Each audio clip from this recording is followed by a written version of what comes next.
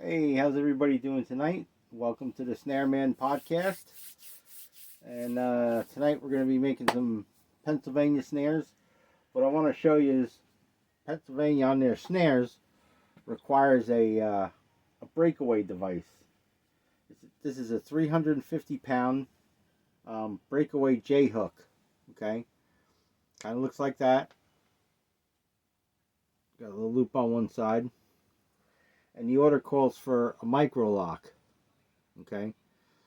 So we take the J hook, put it inside the bottom of the micro lock, okay? And what we'll do is we'll take it and we'll crimp the J hook down on there. And that's required by law in Pennsylvania. Pretty much, I guess, for, say you catch a cow in the snare, they pull on it and that'll open right up. The animal will go free, no problem. So we got a couple dozen of these to make.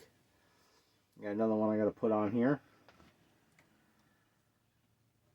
Crimp this one down. All right, these are all going on 60-inch snares, and well, let's go. So pre-cut the cable, and I did put a load in them already, so they're a little easier to do. I kind of cut the cable, put the load in them, and mark them for the deer stops and the loop stops before I get everything else together. This way I can just stack parts. It's kind of easier as a production line. So I take my lock with the J hook, okay, and I usually put it on with the lock facing up. I'll take the end of the cable, I'll come up through the bottom of the eye of the J hook, okay, so I don't forget I put my deer stop on next. Right, and what I usually do is I pull it all the way to the end, of the snare, okay. I take the other end of the cable, put it in the micro lock on the smaller hole in the micro lock.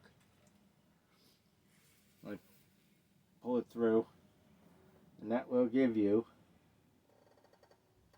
your loop. Okay, so I'll put that through all the way.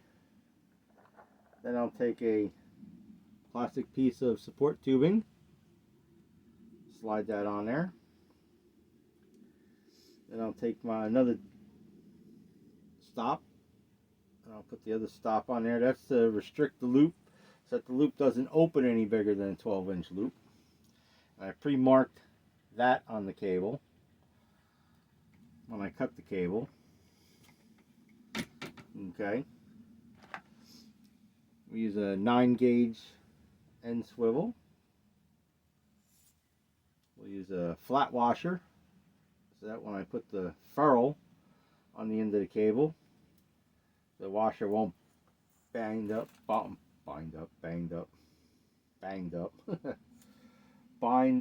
the end of the. Cinch it down. We're going to put a couple crips in the ferrule. So you'll have the swivel end. In the middle you got a loop stop. I go to this end, find the deer stop that I put on there, and I pre-marked an area on the cable where the deer stop goes. And I'll do a little crimp in the, snug that on there so that ain't going nowhere. Alright, so the deer stop keeps it from closing any further than that. The deer hasn't got his foot in there to shake, pull his foot out. Okay, and there's a 350-pound breakaway device. This is your micro lock, and pretty much set the loop for Nice coyote size. You have your support tubing. You would use your support wire. Stick the wire in there. That'll hold the snare up. And of course, then you get your loop restriction. So the loop restriction's on there so that you come back, you can't really make the loop bigger than 12 inches. That's also a requirement in Pennsylvania.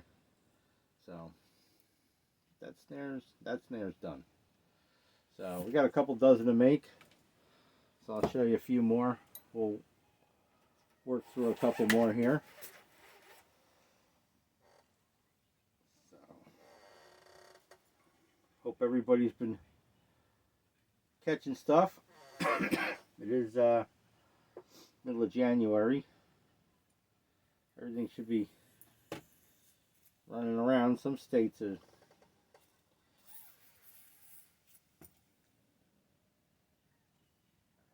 starting to go the other way. We do pretty good here in the East Coast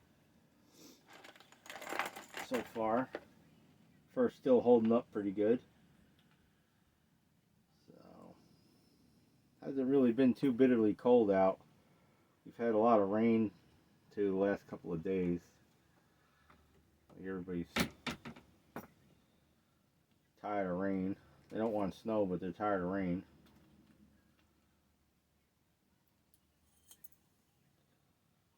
So, if you have any questions, please leave them in the comments. This way I can pick and address your questions. This whole video podcasting thing is pretty new to me, and sometimes I run out of things to talk about. Since I pretty much do this every day, I forget to say things too that normally somebody new or somebody just starting out building snares, because there's nobody here at the moment to ask the questions. So please ask, and I will get back to it and answer your questions. So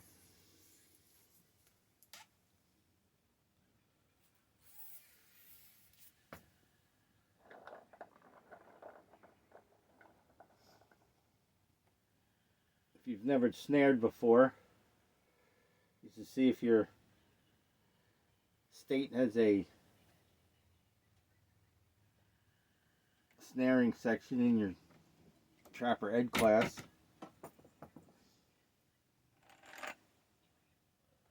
It's pretty fun once you start doing it a while.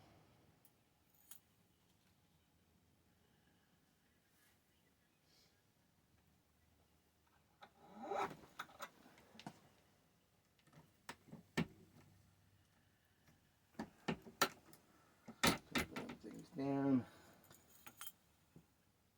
Looking for the deer stop. Deer stop.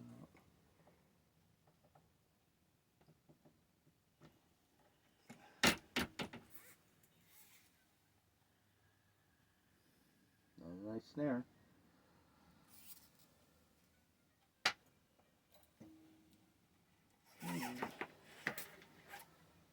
While I got you on the thing a minute, let me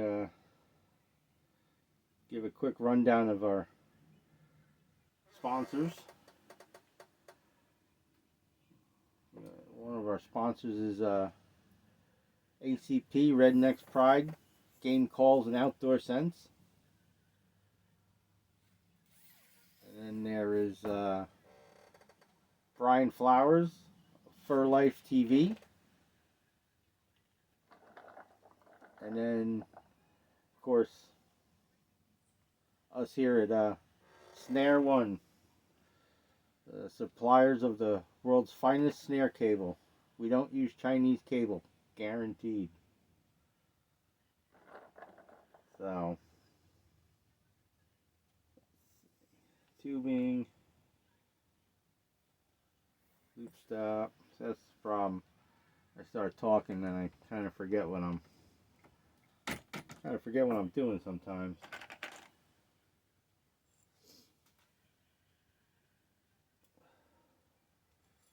Been pretty busy lately.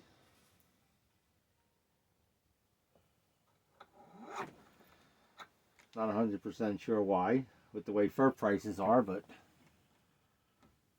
we are definitely busy. All the trapping supplies that we sell. So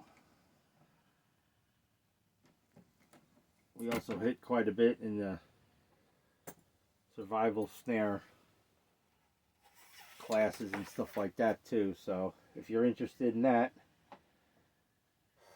please drop a message. I can get you some more information on that as well. So if you like any of this content, it would be highly appreciated if you'd like, share, and hit that subscribe button. The more people I get to look at this, the more it gets out there, the more people I could show. I just like teaching people.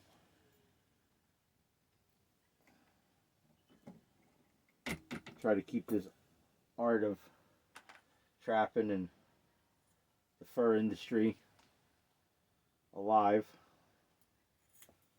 It's a heritage that we don't want to disappear.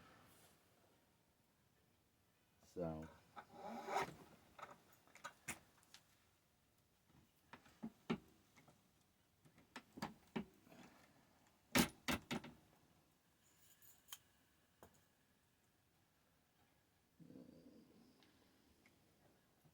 the steer stop on there.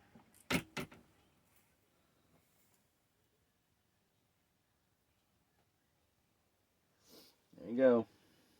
Another snare. So, alright. I'm going to get to making some of these. Stop talking so I don't mess up. So, like I said, if you like any of the content, like, share, and subscribe. Tell a buddy. And if you have any questions at all, please leave a comment. Alright? Hopefully I'll see you out there on the line. Have a good night.